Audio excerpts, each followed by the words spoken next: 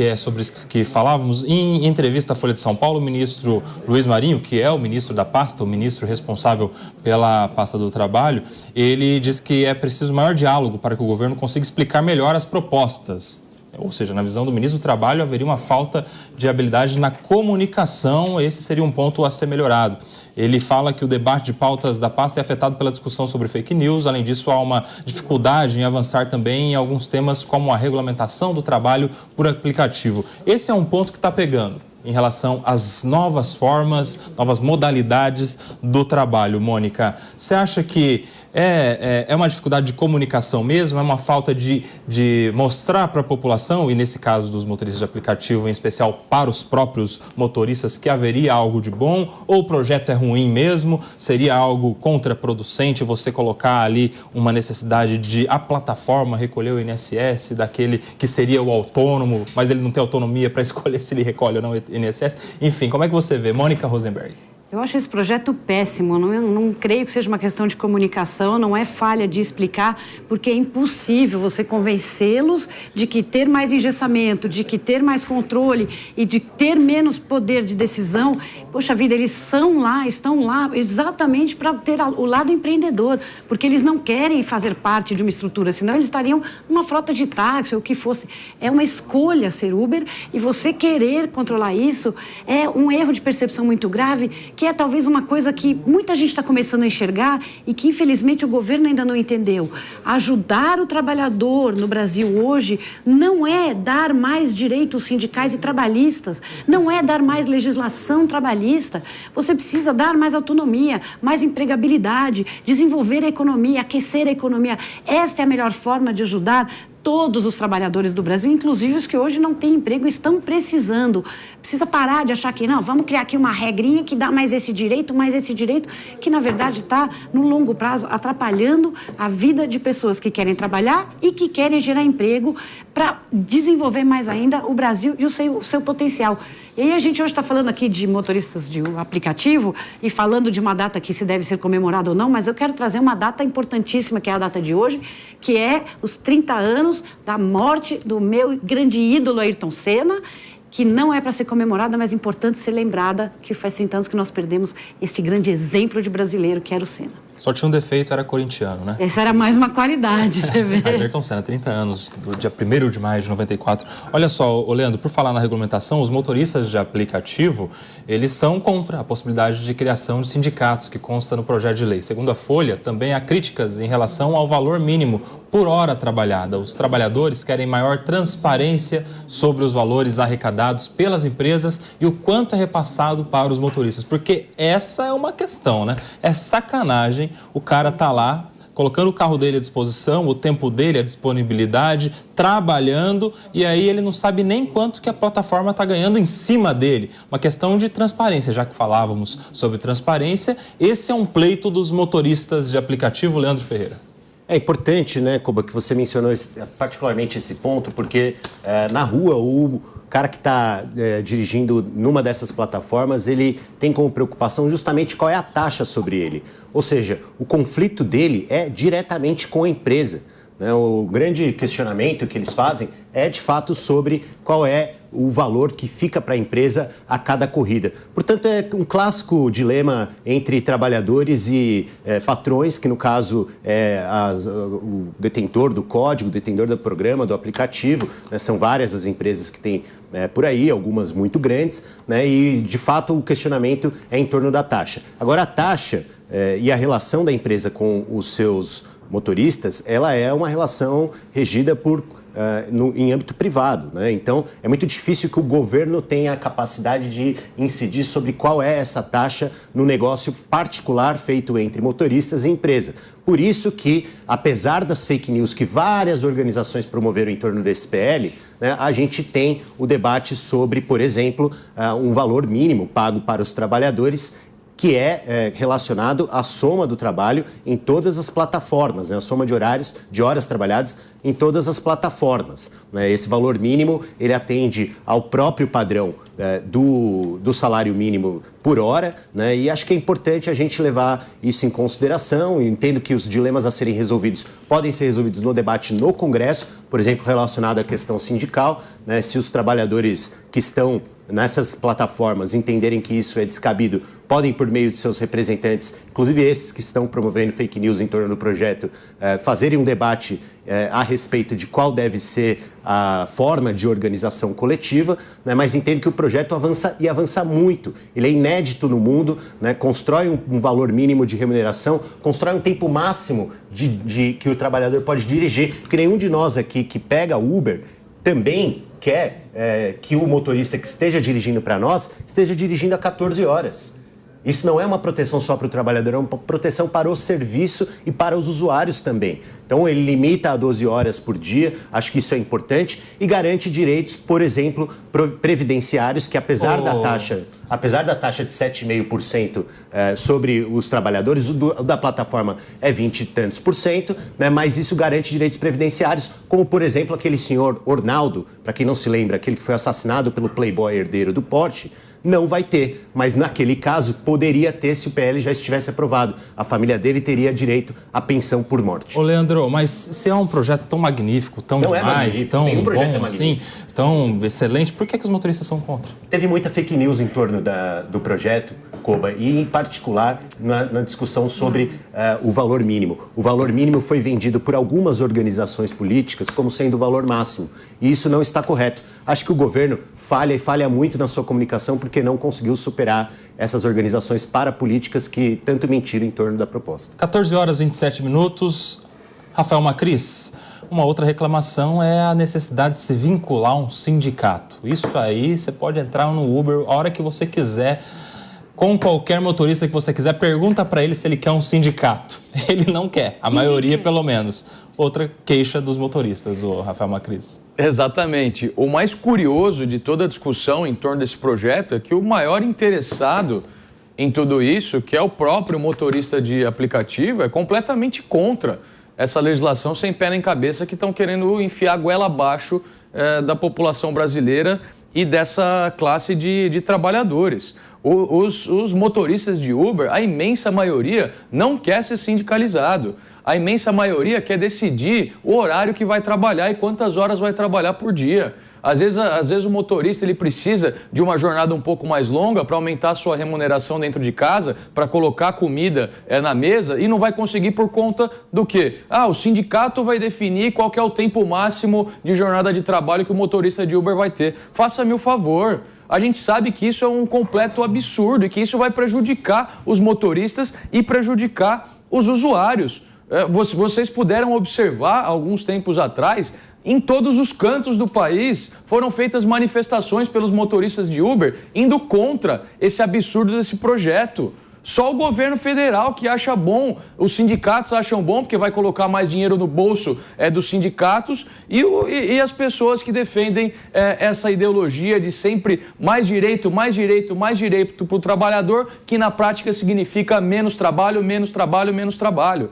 A gente vai ter 7% de imposto que o trabalhador vai ter que pagar e a gente vai ter mais 20% que a empresa vai ter que pagar com essa contribuição que está sendo colocada. Vocês acham que a empresa vai repassar esse valor ou a empresa é boazinha e vai assumir esse prejuízo de 20%? Não.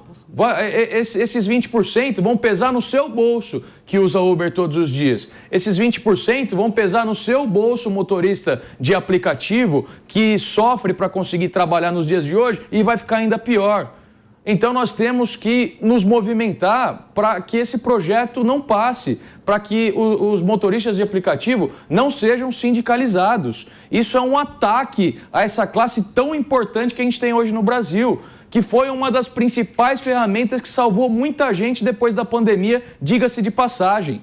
pessoas que perderam seus empregos, perderam seus trabalhos, viram nos aplicativos, viram trabalhando como motorista de aplicativo, uma salvação para poder sustentar a sua família. Pediu Mônica Rosenberg rapidinho para ouvirmos também o Zagarino. É que o Macris trouxe um assunto importantíssimo dos sindicatos. Não é só o motorista de aplicativo que não quer sindicato. Quando caiu a obrigatoriedade da adesão aos sindicatos, caiu enormemente. Eu me lembro de filas e filas, porque os sindicatos dificultavam para você sair. Tinha filas na porta, você tinha que ir lá levar uma cartinha.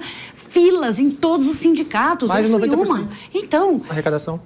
Porque quando não é obrigatório, você percebe que ninguém quer. O sindicato tem uma função importante que não estava sendo cumprida no Brasil, porque a adesão era obrigatória e ele tinha se transformado numa indústria de tudo que não era o que a função dele, que deveria ser ajudar a fortalecer numa eventual aí negociação.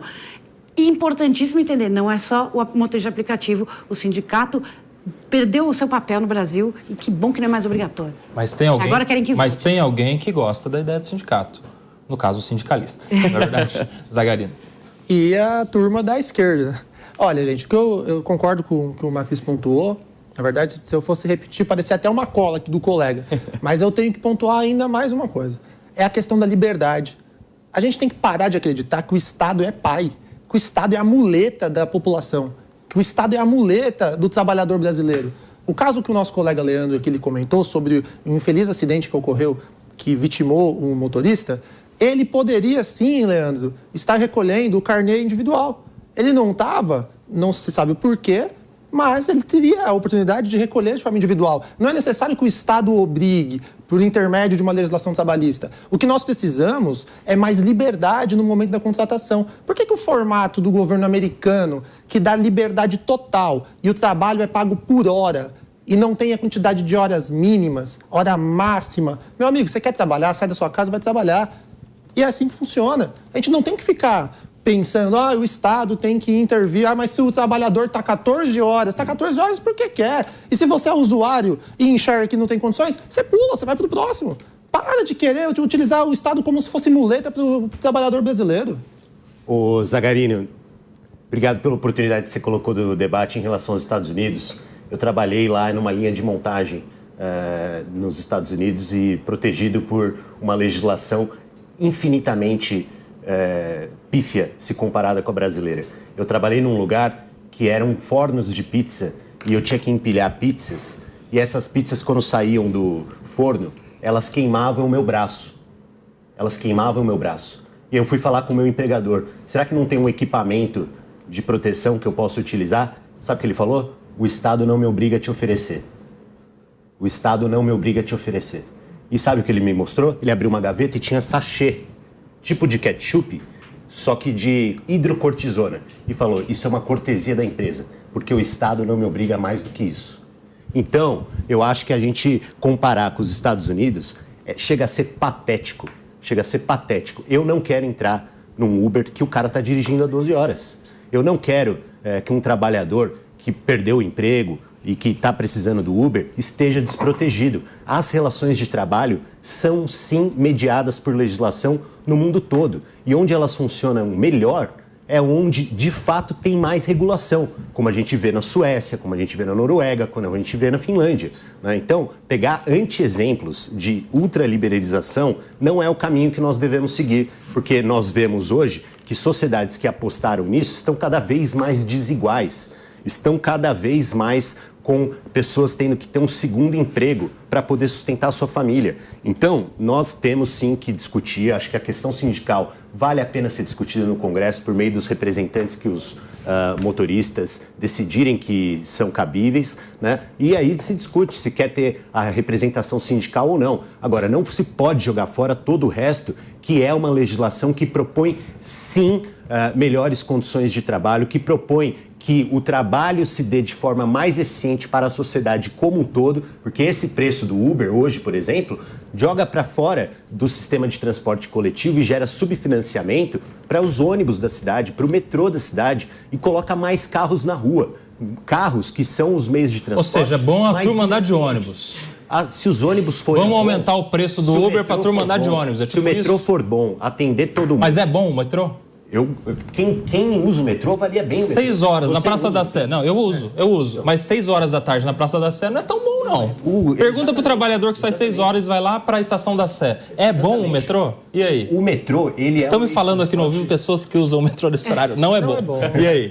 O metrô, ele é eficiente para o custo que ele tem para a sociedade, né? E o metrô, ele é um meio de transporte que todo mundo quer ter na porta de casa, Koba. Você, se puder, vai procurar morar num lugar que tem metrô, sim. Talvez porque você não precise passar às 6 horas da tarde. Mas aquela população que está na Sé a esse horário, está indo para as periferias da cidade, onde o Uber não chega. Ô, Leandro, desculpa, deixa eu só falar sobre... É comovente a tua história, mas não escorre lágrimas. Não é para escorrer lágrimas. Leandro, para mim, não é para te escorrer lágrimas. É um exemplo péssimo em relação à questão do trabalho no Brasil.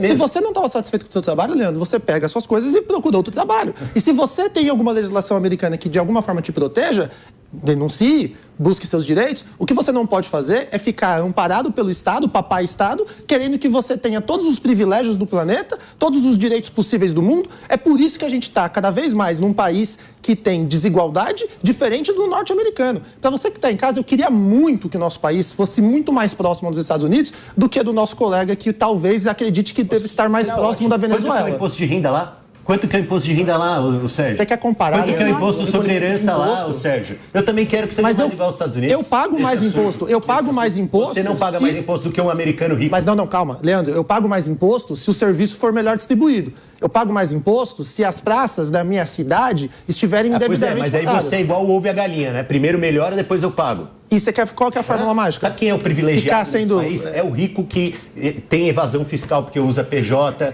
é o rico que tem capacidade de planejamento tributário. Mas aí não é só nesse país, é qualquer país do mundo. Não, esse é o privilegiado no Brasil. Mas no mundo inteiro, o rico é mais privilegiado. É melhor ser rico e saudável do que pobre e doente em qualquer lugar do mundo. Acontece que esse exemplo que você deu, se houvesse talvez a obrigatoriedade de ter EPIs, talvez a empresa tivesse quebrado. Não ia ter ninguém lá recebendo. Era Domino's. Era a maior pizzaria que bom que não quebrou. Olha só que importante que não teve obrigação de ficar. Vamos lá, turma. A coisa mais simples, Koba, era deixar o emprego e procurar outro que atendesse melhor. A questão é a seguinte. A gente viu... A questão é a seguinte. Uma coisa é você dizer que deve ser ou não deve ser obrigado o cara a ter um recolhimento de INSS, obrigatoriamente. Outra coisa é comparar isso com o fato de ter EPI para a segurança do trabalhador. Até porque no Brasil temos a regra geral de segurança do trabalhador. Então, neste ponto, nós temos a obrigatoriedade. Não sei se tem muita gente questionando isso, a segurança do trabalho. O que a gente questiona é obrigado o cara ter que recolher INSS a contragosto? Porque se for assim, então vamos começar a obrigar o pipoqueiro a recolher INSS também? Vamos começar a obrigar o cabeleireiro, a manicure. Você manicure, é manicure. Logo, você tem que recolher obrigatoriamente. Porque assim, hoje funciona muito bem na voluntariedade. A manicure que quer recolher, recolhe. O cabeleireiro que quer recolher, recolhe. O pipoqueiro também. E acredito que autônomo, tão quanto o motorista, até porque o programa chama, né, da autonomia do motorista, autônomo, ele poderia ter autonomia para decidir se recolhe ou não recolhe. Você acha que faz sentido? E não só isso. E decidir se vai ser privado ou, no caso, público. Por que não pode ser a previdência privada? Que tem N planos no Brasil para poder atender aí o trabalhador. Qualquer um pode aderir à previdência complementar, que não é concordamos, privada. Gostamos. Exato. Mas por que qualquer um pode? Porque nós temos que defender a liberdade da escolha do indivíduo, Leandro. A previdência é chamada, previdência privada, não tem esse nome. Ela chama-se previdência complementar e não privada. Sim.